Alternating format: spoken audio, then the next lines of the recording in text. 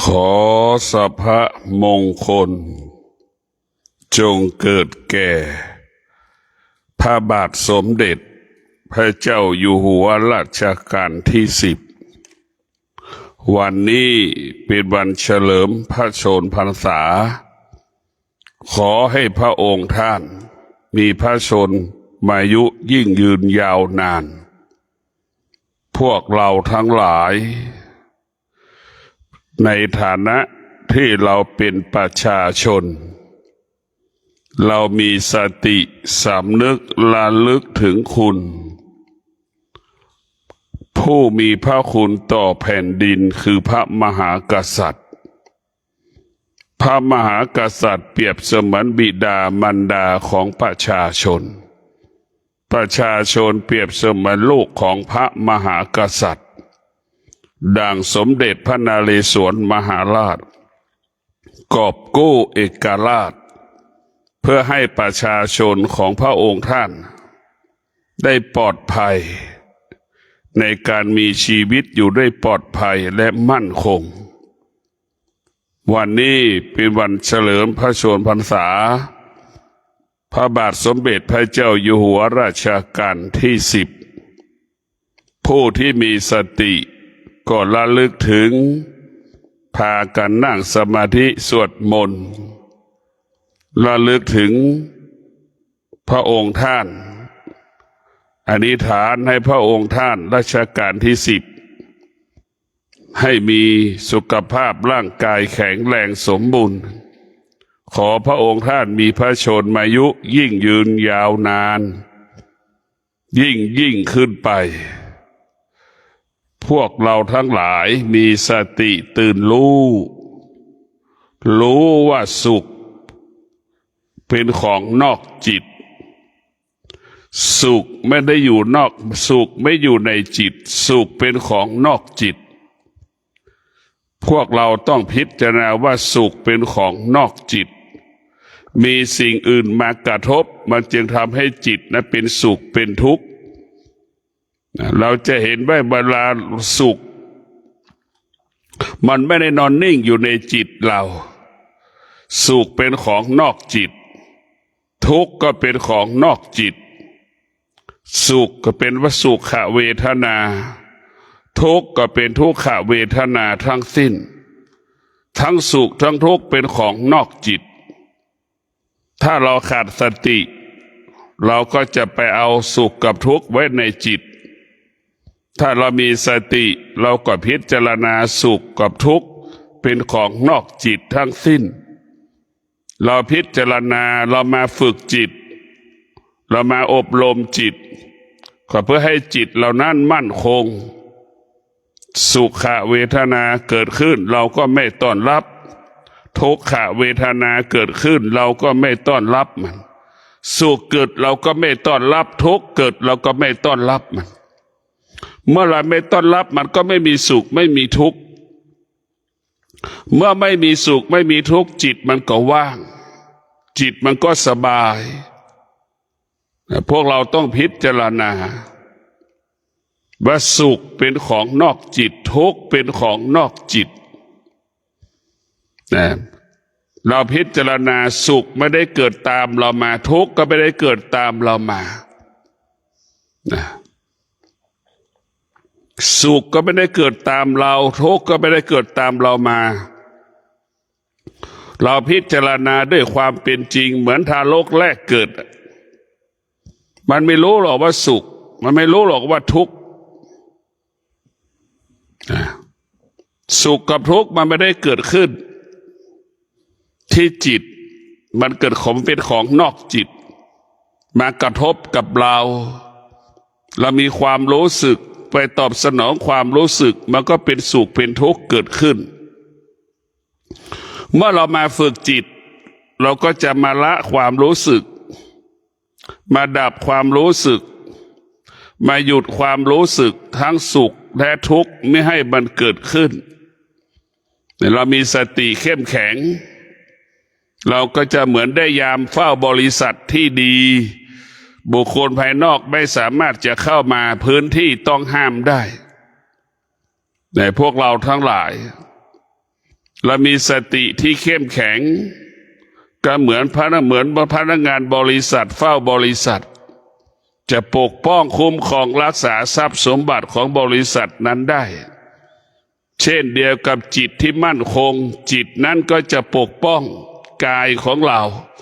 ไม่ให้กิเลสตัณหาราคะสุขกับทุกข์มาอยู่ที่กายกับจิตเราได้จิตเราก็เปรียบเสมือนยามเฝ้าบริษัทเพื่อป้องกันยามเฝ้าบริษัทเพื่อป้องกันไม่ให้บุคคลอื่นๆมาทำลายทรัพย์สินบริษัทมาเบียดเบียนทรัพย์สมบัติบริษัทนั่นแหละจิตเราก็เช่นเดียวกันถ้าจิตรับการฝึกฝนอบรมจิตมันก็จะรักษากายจิตมันก็จะรักษาจิตจะไม่ให้จิตนั้นไปเปื้อนด้วยสิ่งที่มันสกปรกกายของเราก็เช่นเดียวกันไม่ให้สิ่งที่เปื้อนมาสกปรกอยู่ที่กายเราจิตของเราเนี่ยมันมีความสำคัญพื้นฐานของจิตเดิมเราเป็นผู้ไม่รู้จิตฐานเดิมของเราเป็นผู้ไม่รู้เราพิจารณาทารกแรกเกิดจนถึงทารก1 ปี1 ขวบทารก1 ปี 2 ปีเราเห็นว่าทารก2 ปี3 ปีมันไม่รู้หรอกมันรู้แต่จะกินแต่มันไม่รู้ว่าจะกินอะไรเห็นไหมรู้แต่จะกินแต่ไม่รู้ว่าจะกินอะไรกินแล้วจะเป็นโทษมันก็ไม่รู้กินแล้วเกิดประโยชน์มันก็ไม่รู้เราจะสังเกตพิจารณาจิตเดิมเราก็เป็นเช่นนั้นถ้าเราฝึกจิตอบรมจิตเราก็เหมือนเด็กมัธยมมหาวิทยาลัยมันจะรู้เลยว่าอันนี้ควรกินอันนี้ไม่ควรกินแต่มันก็จะรู้ว่าสิ่งนี้เป็นโทษสิ่งนี้เป็นพิษแต่เมื่อเราจะเห็นว่าร่างกายมือของเราสะอาดนี่เด็กมันก็ไม่รู้สกปรกมันก็ไม่รู้เด็ก2 ขวบ 3 ขวบมันไม่รู้เลยแต่เห็นเราจะพิจารณาดูได้มันไม่รู้ด้านจิตเดิมเราก็เป็นเช่นนั้นแหละเหมือนเด็กมันไม่รู้เช่นนั้นแต่เรามาฝึกจิตให้จิตเราเป็นจิตผู้รู้เหมือนเด็กมหาวิทยาลัยมันสามารถอ่านออกเขียนได้ชื่อจังหวัดในประเทศไทยอ่านได้หมดชื่ออำเภอในจังหวัดในประเทศไทยอ่านได้หมดทุกอำเภอนี่แหละชื่อหมู่บ้านทุกหมู่บ้านทั่วประเทศไทยอ่านได้หมดนี่แหละคือจิตผู้รู้จะเป็นดังเด็กมหาวิทยาลัยแต่พวกเราต้องพิจารณาดูถ้าเรารู้เราก็จะอยู่เหนือสิ่งที่เรารู้หากเราไม่รู้เราก็ไปยึดติดสิ่งที่เรารู้ไปยึดติดเหมือนเด็กกินขนม3 ขวบเห็นไหมขนมเป็นพิษเป็นภัยมันไม่รู้อะไรมันกินหมดมันจะหยิบเสปากหมดแล้วพิจารณาเพราะมันไม่รู้แต่เมื่อเราไม่รู้มันยึดติดมันรู้สิ่งไหนมันก็ยึดติดสิ่งนั้นเราจะสังเกตว่าเด็กเกิดมา3 ขวบมันยังไม่รู้ว่าแม่มันไม่รู้พ่อมันก็ยังไม่รู้มันเพียงแต่มันคุ้นเคยว่าสิ่งนี้เฉยๆแต่พ่อแม่ต่างหากไปมโนปรุงแต่งในตัวของลูกพ่อแม่ต่างหากไปมโนปรุงแต่งในตัวของลูกเราเองว่าเป็นแบบนั้นเป็นแบบนี้อย่างนั้นอย่างนี้แต่พวกเราทั้งหลายเด็กมันไม่รู้สำคัญในสุดจิตมันไปปรุงแต่งเมื่อจิตมันปรุงแต่งจิตมันก็ไปติดในสิ่งที่มันปรุงแต่งเหมือนพ่อแม่หาเสื้อสวยๆงามๆมาให้ลูกตัวเองใส่นะคือเป็นการปรุงแต่งเป็นเช่นนั้นเพราะจากนั้นการปรุงแต่งนี่ก็ไปทำให้เรานั้นเป็นทุกข์เกิดจากการปรุงแต่งก็คือการเข้าไปยึดติดก็เหมือนเราทำเหมือนแม่ทำอาหารเหมือนพ่อทำอาหารนั่นแหละเอาเครื่องปรุงนานาชนิดเครื่องปรุงอาหารนานาชนิดมารวมกัน เช่นกระหอมกระเทียมไปใส่แต่เลิกดูพวกเราต้องพิจารณาดูเราต้องพิจารณาดูจิตของเราก็ดีจิตของเราเนี่ยมันเป็นผู้ไม่รู้ตั้งแต่เกิดเนี่ยเหมือนกระทะน้ำมันเนี่ยเราน้ำมันเทในกระทะเนี่ยพวกเราทั้งหลายนะเอาน้ำมันเทในกระทะแล้วก็เอาน้ำมันมันร้อนๆแล้วก็เอาหอมกระเทในใส่กระทะที่น้ำมันมันร้อนนี่แต่ผู้ใหญ่มันรู้เลยว่าหอมและเหม็นแต่เด็กมันไม่รู้เด็กทารก1 ขวบ 2 ขวบเนี่ยมันไม่รู้เลยนี่มันแตกต่างกันนะเราจะเห็นได้ว่าตัวรู้ของจิตนั้นมันรู้แค่เฉยๆแต่มันยังไม่สามารถรู้ความจริงแต่ทุกวันนี้เราโตมาแล้วอายุป่านนี้แล้วเราโตแล้วเราไม่ได้รับการฝึกฝนอบรมจิตเราก็เป็นจิตเหมือนเด็กรู้เหมือนเด็กเห็นเหมือนเด็กดังเขาว่าเห็นสุขสุขเกิดมายังไม่มีใครเห็นสุขเกิดทุกข์เกิดมาก็ไม่มีใครเห็นทุกข์แต่ไม่มีใครเห็นทุกข์และไม่เคยเห็นสุขถ้าเห็นสุขมันก็รักษาได้ถ้าสุขนั้นมีตัวตนก็เหมือนสร้อยคอทองคำนั่นแหละเราก็สามารถรักษามันได้ถ้าเราเห็นสุขแต่ทุกวันนี้เราไม่เคยเห็นสุขรู้เฉยๆว่าสุขแต่สุขคืออะไรเราก็ยังไม่รู้เลยรู้สุขเพียงคำพูดเหมือนเด็กแล้วว่ารู้เหมือนเด็กนั่นแหละสุขเกิดขึ้นแล้วก็รักษาไม่ได้เห็นไหมทุกข์เกิดขึ้นก็แก้ไม่ได้และเราว่ารู้สุขได้ยังไงรู้ทุกข์ได้อย่างไรมันไม่มีเลย90%ไม่มีใครเห็นทุกข์ไม่มีใครเห็นสุขโดยเฉพาะชาวบ้านเนี่ยไม่มีใครเห็นถ้าสุขมีถ้าสุขมันเป็นทองคำนี่เราจะรักษาความสุขได้ดังทุกคนรักษาสร้อยคอทองคำเห็นไหมไม่ให้มันหายเลยนะนี่คือเราเห็นทองคำรู้ค่าทองคำรู้ประโยชน์ของทองคำเช่นเดียวเราเห็นประโยชน์ของสุขเห็นโทษของสุขเห็นประโยชน์ของสุขเห็นโทษของสุขเนี่ยเราก็จะรู้มันเลยสุขโทษเราก็เห็นโทษเห็นไหมเหมือนเราเห็นโทษของทองคำนั่นแหละทองคำไม่ใช่มันเป็นประโยชน์มันก็เป็นโทษอีกถ้าเราใส่ไปในที่เปลี่ยวๆนี่คนเห็นก็จะปล้นจี้เอาอีกเห็นไหมทำลายชีวิตตนเองอีกเราก็ต้องเห็นทั้ง2 อย่างทุกวันนี้รู้ว่าสุขรู้ว่าทุกข์เหมือนเด็กทั้งสิ้นนะรู้ว่าสุขว่าทุกข์เหมือนเด็กถ้าเราเห็นทุกข์ที่แท้จริงนะเราก็คงจะแก้ทุกข์นั้นได้อันนี้ทุกข์ที่แท้จริงก็ไม่เคยเห็นพอไม่เห็นมันก็เป็นทุกข์เป็นอมตะเหมือนสร้อยคอทองคำที่มันหายนะพอสร้อยคอทองคำมันหายแล้วก็เป็นทุกข์ทันทีเห็นไหมเรียกว่าสุขเกิดก็รักษาไม่ได้ทุกข์เกิดก็แก้ไม่ได้เป็นจนเราตายสุขกับทุกข์เห็นไหมนี่เราต้องพิจารณาว่าสุขคืออะไรอะไรคือสุขอะไรคือทุกข์เวทนาเป็นเหตุให้เกิดความสุขความทุกข์เวทนาพวกเราทั้งหลายเวทนาเป็นเหตุให้เกิดความสุขเป็นเหตุให้เกิดความทุกข์เมื่อเราเข้าไปยึดติดในเวทนาเมื่อไหร่ความรู้สึกก็เกิดขึ้นความทุกข์ก็เกิดขึ้นการปฏิบัติธรรมของเราการประพฤติธรรมของเราจะต้องมาดับเวทนาเนี่ยเราจะไม่ดับความเรามาดับเวทนาให้มันเหลือน้อยที่สุดแต่ถ้าเราไม่ปฏิบัติธรรมเวทนามันจะเพิ่มขึ้นเรื่อยๆไม่มีคำว่าจบสิ้นไม่มีคำว่าจบสิ้นเหมือนเวลานี้ทั้งโลกวิ่งหา AI อีกแล้วเห็นไหม AI ก็จะเป็นเวทนาอีกทำให้เราเป็นทุกข์อีกเพิ่มค่าใช้จ่ายให้กับเราอีกให้กับชีวิตเราอีกเห็นไหมมันเพิ่มค่าใช้จ่ายให้กับเราเป็นทุกข์อีก ไปซื้อชั่วโมงของแอป AI อีกมันก็จะเพิ่มค่าใช้จ่ายอีกมันก็จะเป็นทุกข์เห็นไหม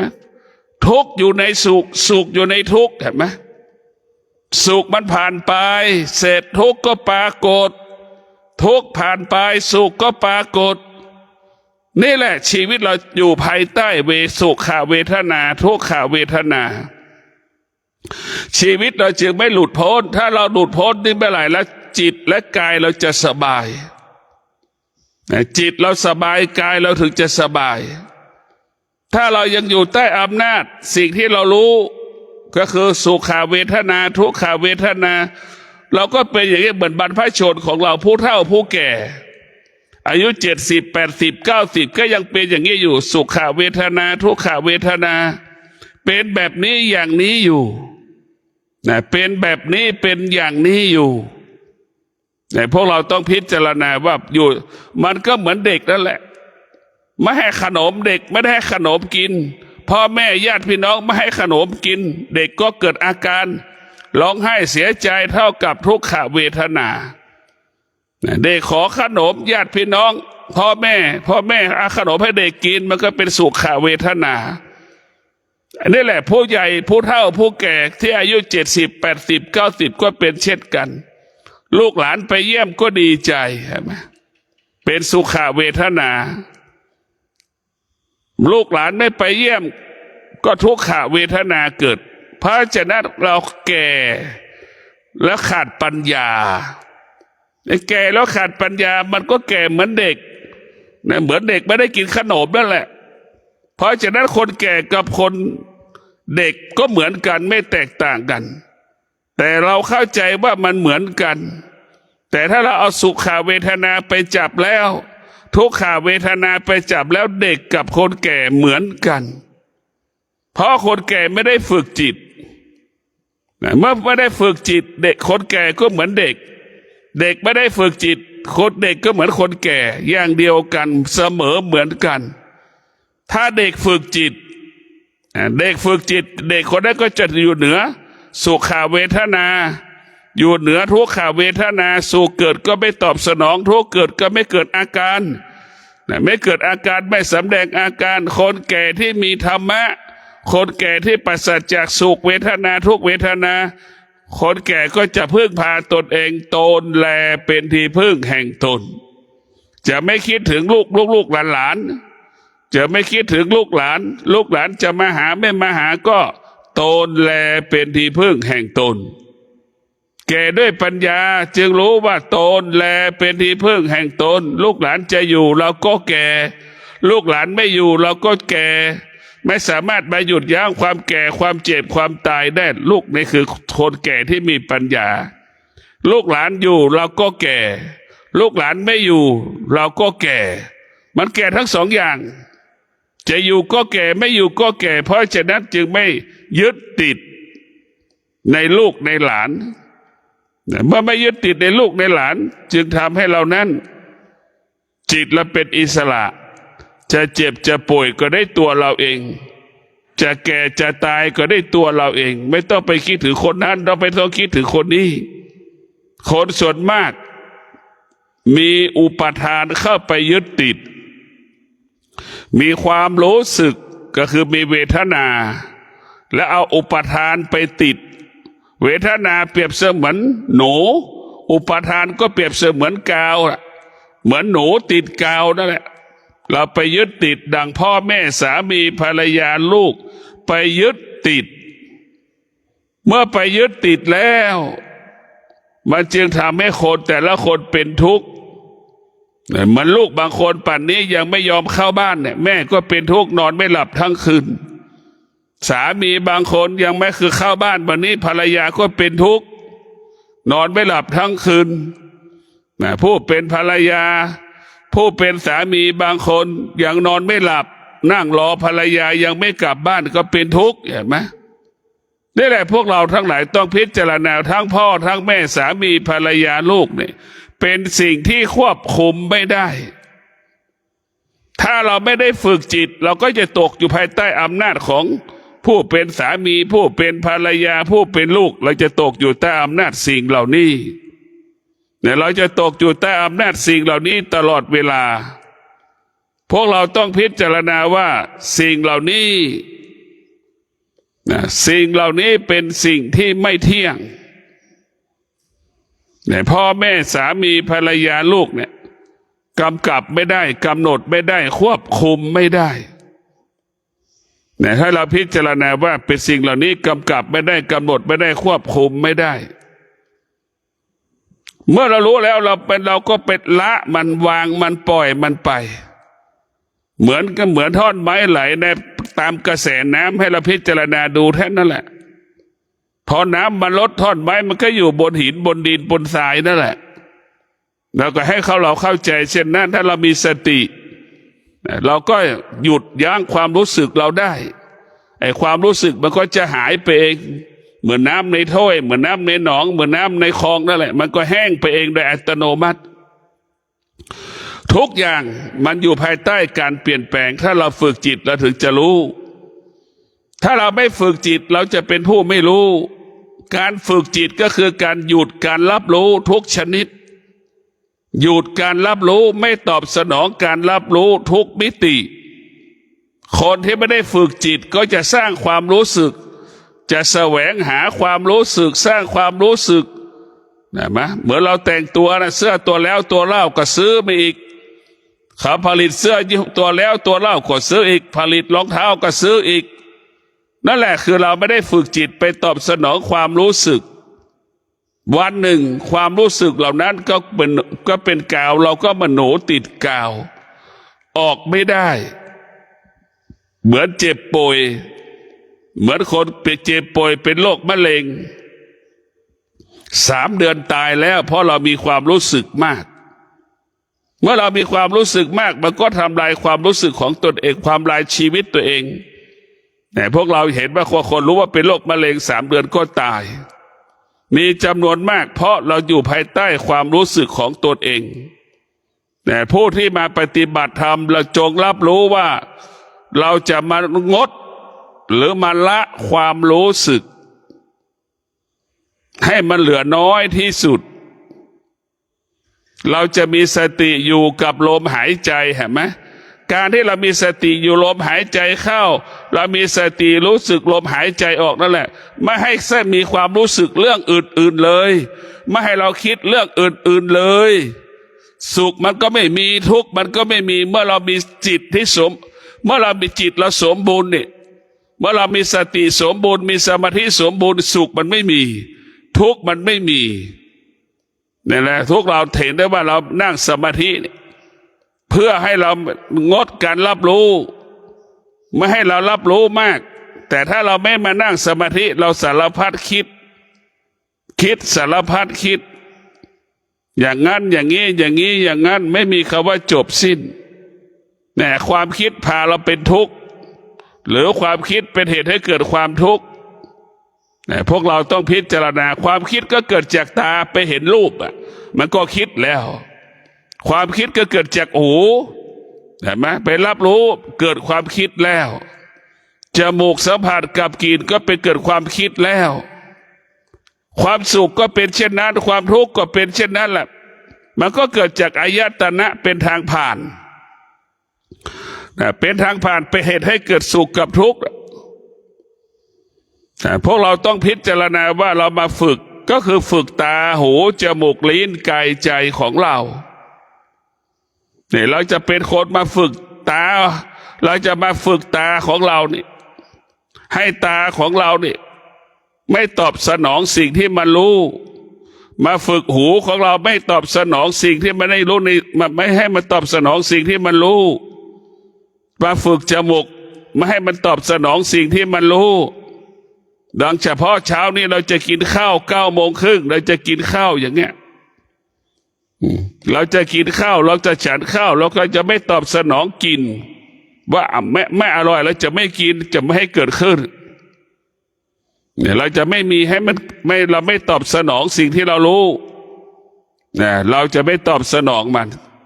รู้เราก็จะไม่เราก็จะละสิ่งที่เรารู้กลิ่นหอมกลิ่นเหม็นเนี่ยไม่ให้เกิดขึ้น ลิ้นก็เช่นเดียวกันเรากินข้าวเราก็ให้มันติดไม่ให้ติดในรสชาติรู้เฉยๆไม่ยึดติดในสิ่งที่เรารู้เราจะไม่ให้มันเกิดว่าไม่กินไม่เอาไม่อร่อยไม่ให้มีอร่อยก็ไม่ให้มีนี่พวกเราทั้งหลายเราพิจารณานี่ฝึกคำว่าฝึกก็คือตาหูจมูกลิ้นกายใจซึ่งมันเป็นหลักหรือมันเป็นเครื่องมือของจิตตาหูจมูกลิ้นกายใจมันเป็นเครื่องมือของจิตพวกเราทั้งหลายจิตเราก็เหมือน AI นั่นแหละเก็บข้อมูลทุกอย่างข้อมูลทุกอย่างอยู่ที่จิตจิตเป็นผู้กระจายส่งแต่ไหมพวกเราทั้งหลายสติก็เหมือนผู้ควบคุม AI สติเปรียบเสมือนผู้ควบคุม AI จิตเราก็เหมือนเครื่องเก็บข้อมูลของ AI ข้อมูลทั้งหลายก็อยู่ที่จิตสุขก็อยู่ที่จิตทุกข์ก็อยู่ที่จิตพวกเราสติเป็นผู้ที่ควบคุม AI ทั้งหมดเรียกว่าสติเปรียบเสมือนเครื่องเทคโนโลยีจิตเราเปรียบเสมือนข้อมูลที่อยู่ในเทคโนโลยีนั่นแหละข้อมูลที่เรียกว่าเซฟเวอร์ต่างๆนั่นแหละพวกเราทั้งหลายเราต้องพิจารณาดูทุกอย่างมาอยู่ที่กายกับจิตกายกับจิตก็มีแค่สติที่สำคัญที่สุดถ้าเราไม่ได้ฝึกจิตจิตก็สำคัญกว่าสติอีกคนส่วนมากก็จะเอาจิตเป็นใหญ่ถ้าคนที่ฝึกจิตก็เอาสติเป็นใหญ่เอาสติไปควบคุมจิตแต่ทุกวันนี้เราเอาจิตไปควบคุมความคิดมันควบคุมไม่ได้มาควบคุมไม่ได้มันจะเกิดคำว่าความโลภความโกรธความหลงความเกลียดความชังความรักความหลงเกิดขึ้นก็เพราะมันควบคุมไม่ได้จิตมันอ่อนแอเราไม่ได้ฝึกจิตมันก็ไม่ได้เพราะฉะนั้นคนที่มาฝึกจิตมันจึงจะเห็นสติเป็นหลักให้กับจิตเห็นสติเป็นหลักให้กับจิตเห็นสติเป็นที่พึ่งของจิตจิตนี่นะคือเรียกว่าจิตมันเป็นที่พึ่งจิตคือพระพุทธเจ้าจิตคือพระพุทธเจ้าประชาชนทั้งหลายก็เหมือนไปฟังธรรมพระพุทธเจ้าคือจิตจิตคือคนที่ฟังธรรมจากพระพุทธเจ้าจิตไหนที่มั่นคงก็ได้บรรลุธรรมเห็นธรรมจิตไหนที่อ่อนแอหวั่นไหวก็ไม่เห็นธรรมที่พระพุทธเจ้าเทศนาธรรมแต่พวกเราก็มีอยู่ตรงนี้สตินี่สำคัญให้เราเข้าใจว่าสติคือพระพุทธเจ้าถ้าเรามีสตินั่นแหละคือมีพระพุทธเจ้าอยู่ในหัวใจมีสตินั่นแหละคือมีพระธรรมอยู่ในหัวใจเราสติคือชีวิตสติคือชีวิตของเราเมื่อชีวิตเรามีสติแล้วชีวิตเราก็จะมั่นคงสติเราจะมั่นคงจิตชีวิตเราจะมั่นคงด้วยสติสติจะเป็นผู้ปกป้องคุ้มครองรักษาชีวิตของเราพ่อแม่ไม่สามารถปกป้องชีวิตเราได้เพราะพ่อแม่ไม่ได้อยู่กับเราตลอดเวลาสติมาอยู่ในกายเราตลอดเวลาลูกมีสตินั่นแหละเท่ากับแม่ปกป้องเท่ากับแม่อยู่ใกล้อยู่กับลูกลูกมีสติเท่ากับมีแม่อยู่ในตัวเราแม่มีสติเท่ากับมีลูกอยู่ในหัวใจลูกมีสติเท่ากับมีแม่อยู่ในหัวใจนั่นแหละเรามีสติเท่ากับพระเจ้าอยู่หัวรัชกาลที่10อยู่ในหัวใจเราในพวกเราทั้งหลาย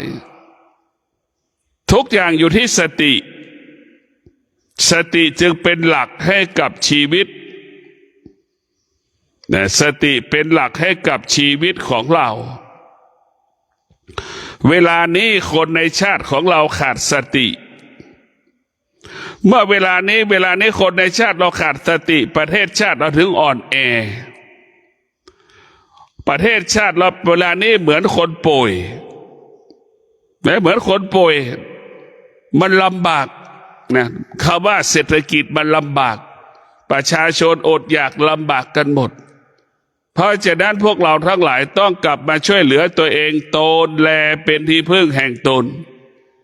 เรากลับมาสนใจใส่ใจทฤษฎีของพระเจ้าอยู่หัว เศรษฐกิจพอเพียงกลับมาสนใจจัดการบริหารชีวิตของเราทำอย่างไรให้เราจะเกิดคำว่าประหยัดเนี่ยเราจะต้องกลับมาพิจารณากินน้อยกินให้มันอิ่มก็พอแล้วไม่ต้องกินดีกินให้มันอิ่มกินแล้วเกิดประโยชน์ต่อร่างกาย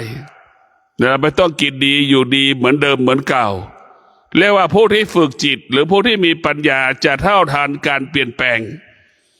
แม้เท่าทันการเปลี่ยนแปลงเมื่อเราเท่าทันการเปลี่ยนแปลงทุกอย่างมันก็ปกติสิ่งต่างๆก็ที่มันผ่านไปมันก็ผ่านไปมันไม่สามารถเข้ามาสู่กายกับจิตเราได้ถ้าเราไม่เท่าทันการเปลี่ยนแปลงสิ่งต่างๆที่มันปรากฏมันก็จะมาหาเราหมดมาหาเรามาไม่อยู่กับเราหมดเหมือนเราอยู่ที่ลุ่มเนี่ยเวลาน้ำท่วมขยะมันก็มาเต็มหมดไปเลยกิเลสตัณหาราคะถ้าจิตเราเป็นทุกข์จิตเราอ่อนแอเมื่อไหร่กิเลสตัณหาก็มาเหมือนน้ำท่วมขยะมันก็ไหลลงสู่ที่ต่ำไปตามกระแสน้ำจิตเราได้ฝึกถ้าละจิตเราไม่ได้ฝึกจิตเราก็ไปตามกระแสอารมณ์ของเราไปตามกระแสอารมณ์พวกเราทั้งหลายถ้าเราไม่ได้ฝึกจิตมันก็ไปตามกระแสอารมณ์ของเราทุกวันนี้มันไหลไปเหมือนกระแสน้ำอารมณ์ของเราเหมือนกระแสน้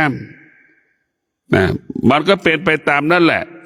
ถ้าเราฝึกจิตเนี่ยเราจะไม่เป็นไปตามกระแสน้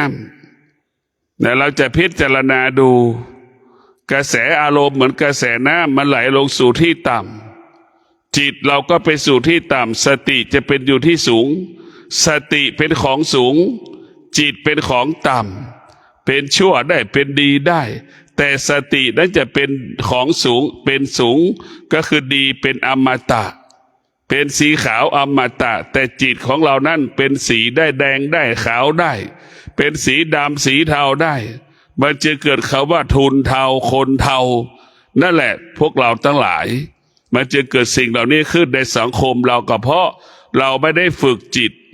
จินเทาคนไทยเทาอย่างเงี้ยพวกเราทั้งหลายมันจะเกิดขึ้นเพราะฉะนั้นฝึกจิตเราจะเป็นจิตสะอาดจิตที่สะอาดสติจะสอนจิตสติเหมือนอาจารย์ให้สติเหมือนอาจารย์เหมือนสติเหมือนหมอสอนคนป่วยก็คือสอนจิตในรักษาอย่างนี้นะดำรงตนอย่างนี้กินอย่างนี้นอนแบบนี้เป็นโรคเบาหวานความดันต้องกินแบบนี้พักผ่อนแบบนี้เหมือนหมอบอกนั่นแหละถ้าจิตไม่ได้รับการอบรมสั่งสอนจิตมันก็จะเปลี่ยนแปลงมันเปลี่ยนแปลงทันทีตามที่หมอสั่งถ้าเราปฏิบัติตามสติปัฏฐานสี่และสุขภาพดีอายุยืนจิตเราก็จะหลุดพ้นจากความคิด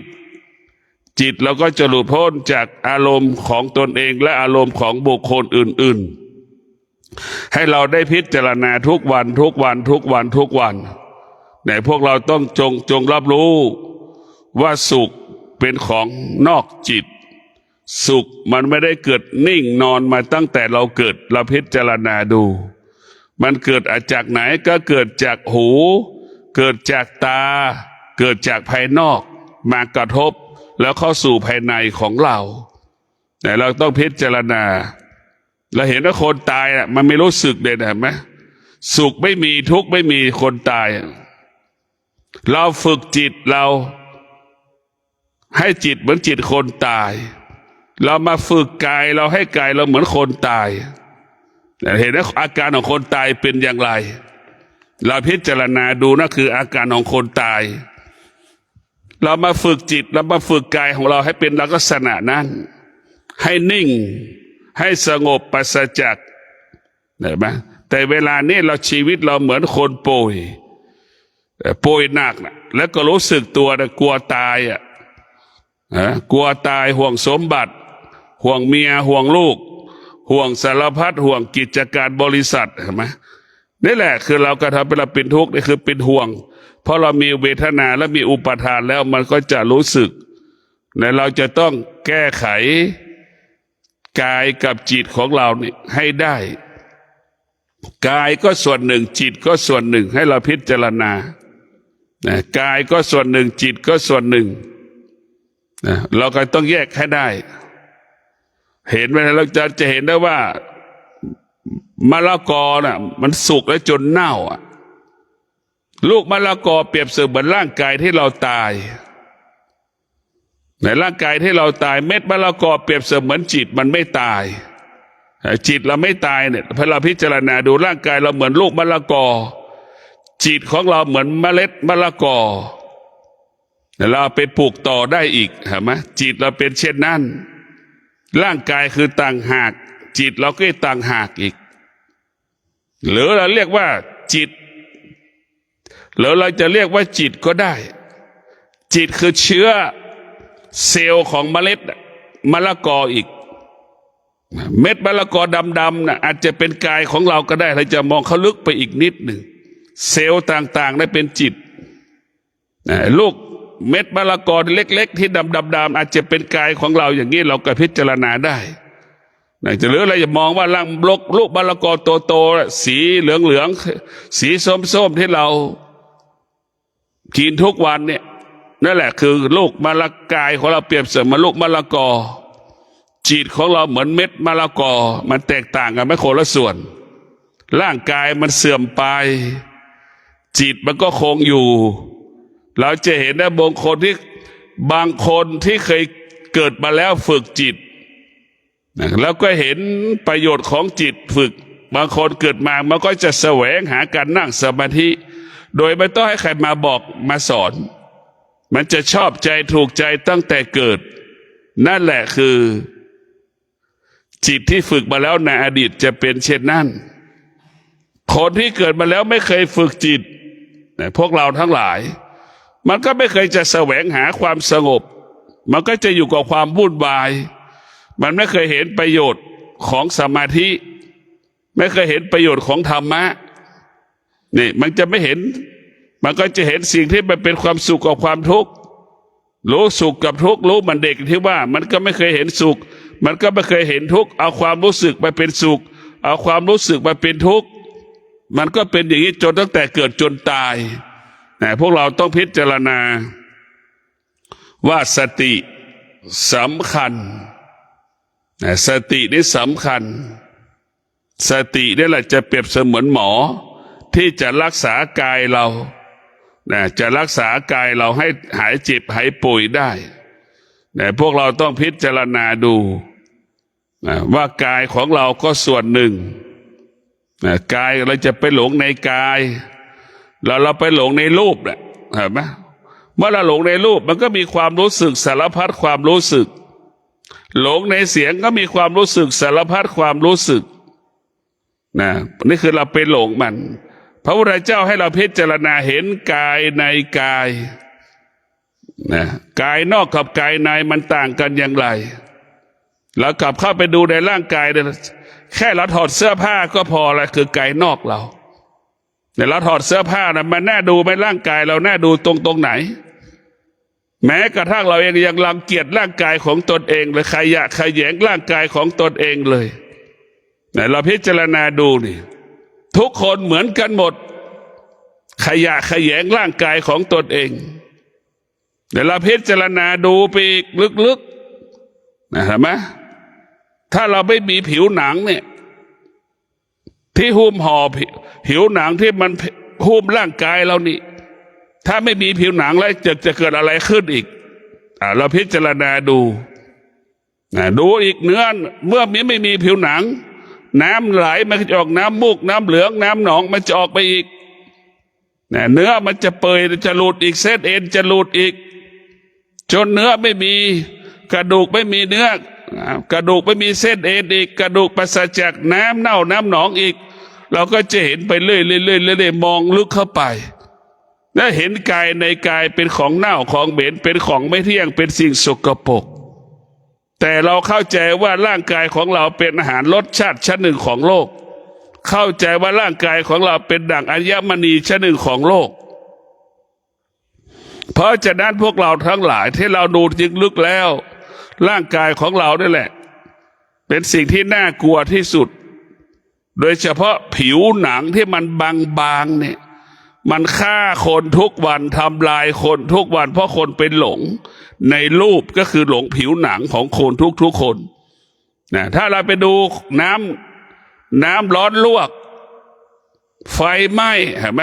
เราหน้าดูไหมคนที่ถูกน้ำร้อนลวกและไฟไหม้ผิวหนังมันหายหมดเลยเห็นไหมแม้กระทั่งแม่เรายังรังเกียจเลยถ้าแม่เราถูกไฟไหม้แม่เราถูกน้ำร้อนลวกเห็นไหมเราก็ไม่อยากอยู่ใกล้แม่เป็นที่รังเกียจทั้งใบหน้าแต่นึกดูเส้นผมก็ไม่มีอย่างนี้คิ้วก็ไม่มีร่างกายทั้งตัวนึกดูถูกไฟไหม้หมดเลยแล้วไม่ตายเลยนึกดูพิจารณาดูเราดูพิจารณาดูกันแล้วกันเป็นยังไงบ้างนี่แหละเราจะเห็นความจริงเห็นกายในกายเราเห็นแล้วว่าผิวหนังนี่มันโกหกหลอกลวงเรามากมายมหาศาลเราหลงผิวหนังกันเราไม่ได้หลงอย่างอื่นนะผิวหนังนี่สำคัญผิวหนังมันไม่มีใครหลงผิวหนังนี่เป็นสิ่งที่น่ากลัวที่สุดบางเนี่ยมันกลัวน่ากลัวมาก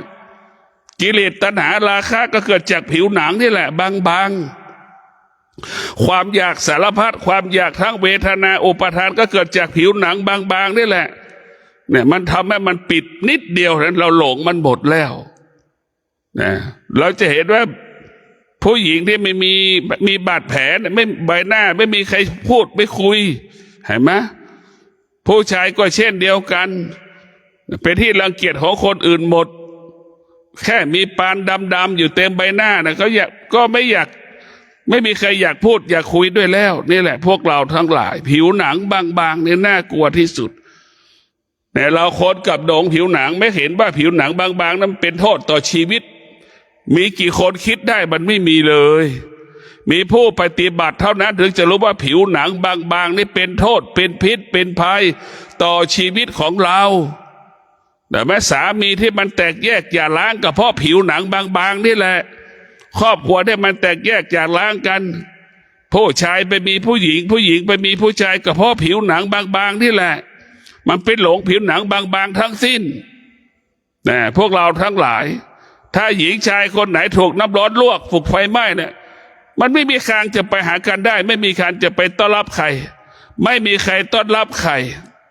ในพวกเราต้องพิจารณาดูพิจารณาดูให้ได้ผิวหนังบางๆนี่ทำลายทรัพย์สินเราจนหมดเนื้อหมดตัวบ้านกี่หลังก็หมดหลงผู้หญิงผู้ชายก็ทุ่มเททุกอย่างจะสร้างชีวิตผู้หญิงคนนั้นอย่างนั้นอย่างนี้อย่างนั้นท้ายสุดผู้หญิงก็เกิดความเบื่อหน่ายก็ทิ้งอีกก็ร้องไห้เสียใจท้ายสุดก็หมดสภาพหมดเนื้อหมดตัวนี่แหละเราก็ส่วนมากก็เป็นอย่างนี้ก็มีคนส่วนหนึ่งที่หลงผิวหนังคนนะชายหลงหญิงหญิงหลงชายก็อยู่ตรงผิดหลงผิวหนังไม่ได้หลงอื่นนะผิวหนังนี่แหละทำให้สำคัญที่สุด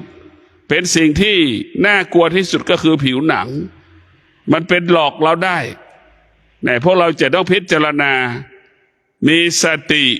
พิจารณาจิตเปรียบเสมือนจิตเราเปรียบเสมือนเม็ดมะละกอกายเราเปรียบเสมือนลูกมะละกอเรียกว่ากายส่วนหนึ่งจิตส่วนหนึ่งจิตเปรียบสติเปรียบเสมือนปัญญาสติเปรียบเสมือนปัญญาสติเปรียบเสมือนปัญญาคือเจ้าของสวนต้นไม้จะงดต้นมะละกอจะงดงามได้ขึ้นกับเจ้าของสวนคือคนที่มีปัญญานั่นแหละปัญญาเปรียบเสมือนเจ้าของสวนที่ปลูกต้นมะละกอและอุดมสมบูรณ์เห็นไหมลูกใหญ่ลูกโตเพราะปัญญาหรือสติจิตจะสมบูรณ์ด้วยศีลสมาธิปัญญาได้ก็เพราะสตินั่นแหละในพวกเราทั้งหลายได้โปรดพิจารณาอยู่ทุกวัน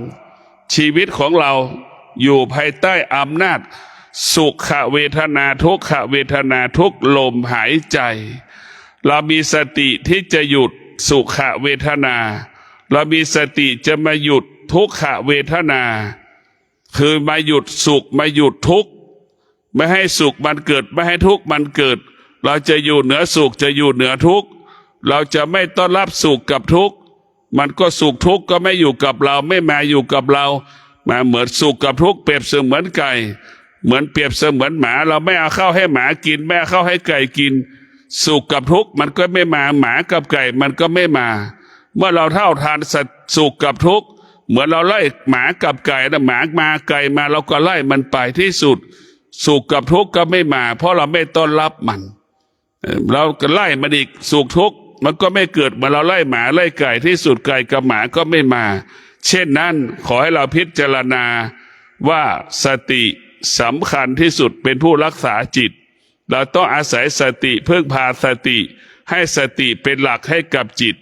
ให้จิตเป็นหลักให้กับกายให้กายอาศัยจิตให้จิตกับกายอาศัยธรรมจึงเกิดคำว่ากายผู้รู้จิตผู้รู้ขอเจริญพร